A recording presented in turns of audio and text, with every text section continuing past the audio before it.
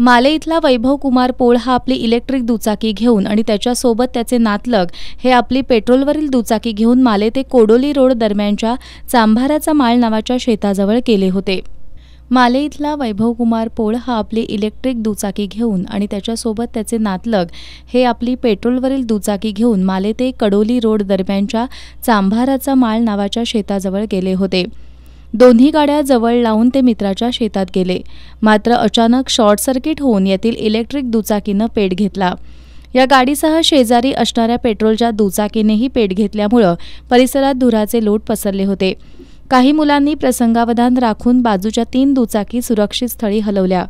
यावेळी तात्यासाहेब कोरे वारणा सहकारी साखर कारखान्याच्या एका अग्निशमन गाडीला पाचारण करून ही आग आटोक्यात आणण्यात आली।